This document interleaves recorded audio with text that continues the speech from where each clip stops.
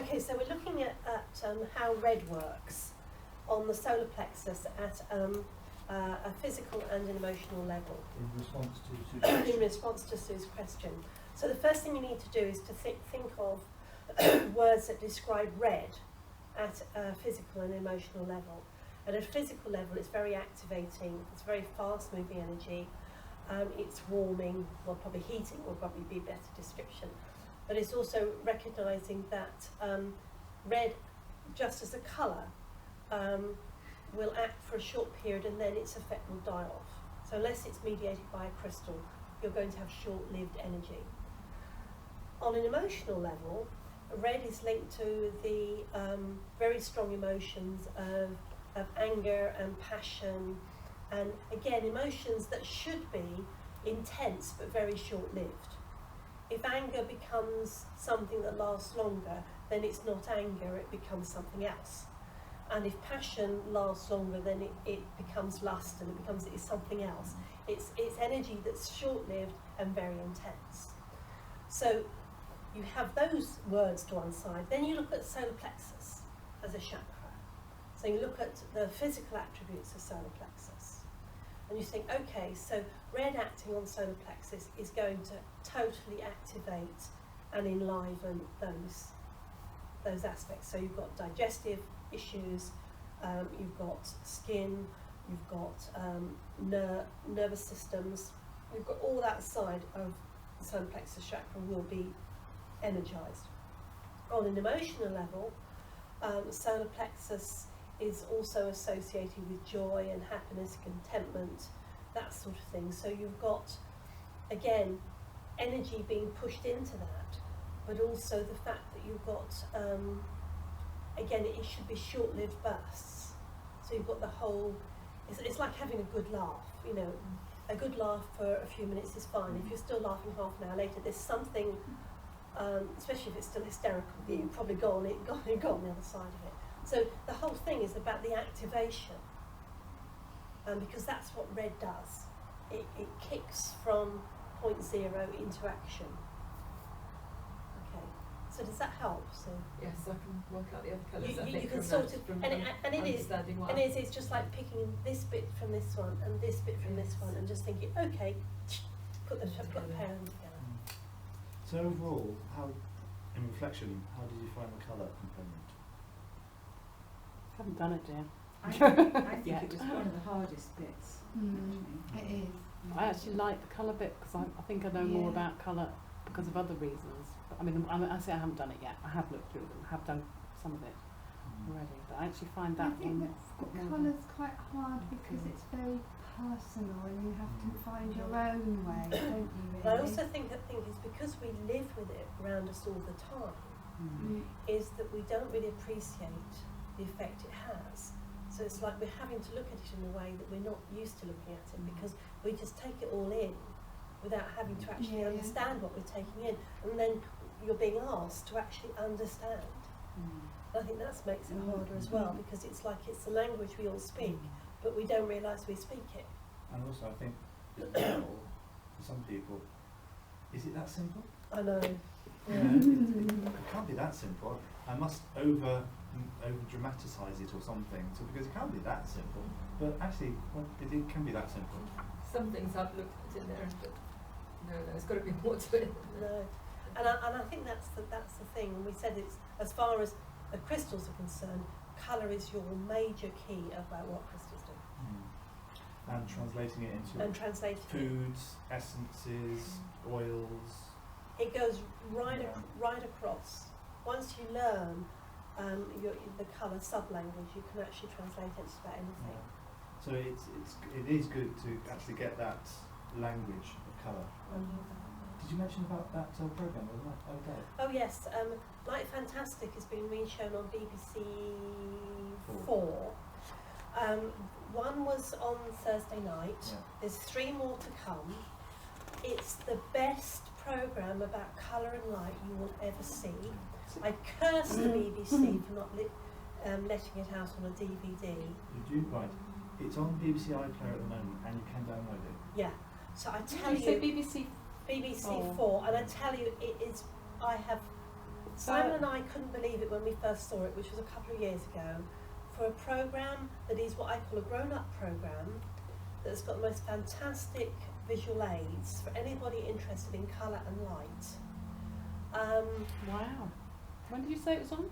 It was on Thursday night, Yeah. wasn't it? It, And it so was. Yeah, and it's 4 programmes. So Oh, you okay. can- But it's on BBC iPlayer at the moment. So At the if you moment. go to BBC iPlayer, BBC 4 is there. It's So you there. can watch it on the internet, or if you wanted, you can actually download it. Now you have to download it with the BBC player. Can you show me tomorrow? I'll bring my laptop tomorrow. Well, you download the BBC player. That's it. Yeah. But it's available, and I would suggest you capture it. Yeah. And So it's I- Thursday night. Yeah, and I tell you, and it really is. His name is Sheffer. I mean, what I could do is That's I what I could downloaded download it tonight and we could watch Yeah. it tomorrow. I tell you, Terrific. yeah, Because it's I haven't got abs- an iPlayer. it's absolutely brilliant programme. Mm. It was one of those that we started watching and we were so engrossed. I don't think we moved for an hour. Really? What time of the evening is the time, please? About 9 o'clock, I think. Okay. And I managed to get to do a video of it. Because it was the first time I showed it a couple of years ago, and I showed it as part of colour therapist class, and I was just using excerpts which you're allowed to use, and they said no, we want to see the rest because it was so good. Oh, right. But I requested BBC if they were going to play it on DVD, and they said no, but they would let me take a copy if I was at a school. In other words, a proper, but not as if I was private school. I didn't come in under their purview as a Even parent. though you teach about colour and Even though light. I teach about colour therapy. Oh, how And it's one ridiculous, of isn't it? those How that you can give frustrating. to a student and they get it. You know? Yeah. Fascinating, so definitely worth watching. Right. But you can download it. Yeah. I managed to email all the teachers, it's on again. Yeah. Good light, fantastic. Wow.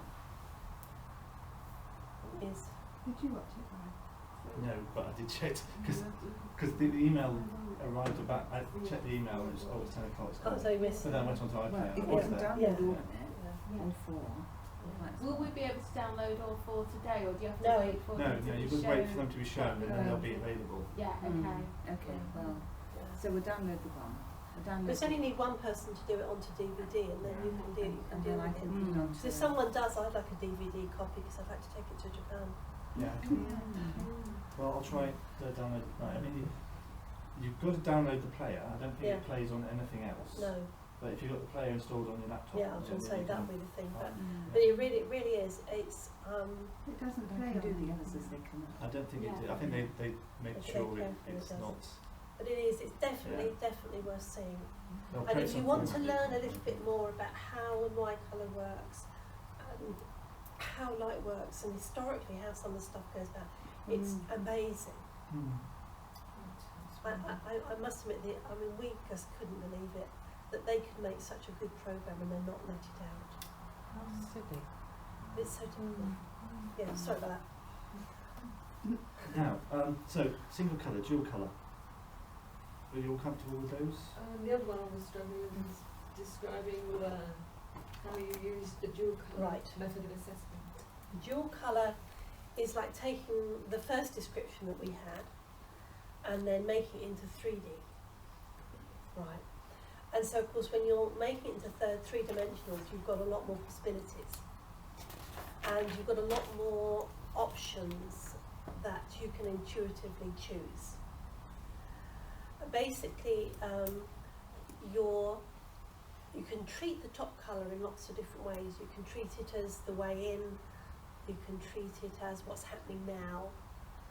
And so, for example, if you had, shall we say, because we had red, didn't we? So if we stick with the red, say you had red over the top of a violet, okay? Because you haven't got a limitation of is it physical, emotional, mental, or spiritual, the red could be operating at any or all of those. Yep. And the violet, the one underneath, could be where the red's going to. It could be what underpins the red. And depending how your intuition takes you, and I tend to be usually dive in through the top colour down to the bottom colour.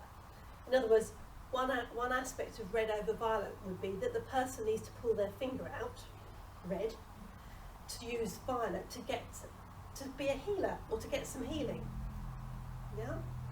Or it could be that they need to release some anger, red, to be able to be healed, violet. Okay, if it was mental, it may be that they need to be a bit more assertive so that they don't become negative violet, which is a victim to everybody. And so that's what makes double colour so difficult, is the fact that it can be, there's so many so many different ways. But what you tend to find is, if you're working with somebody, you pinpoint on where it's needed. But it's you need to know your colour words to be able to sift through your mind what you think is most appropriate. The mums do that. Anyway, moving along.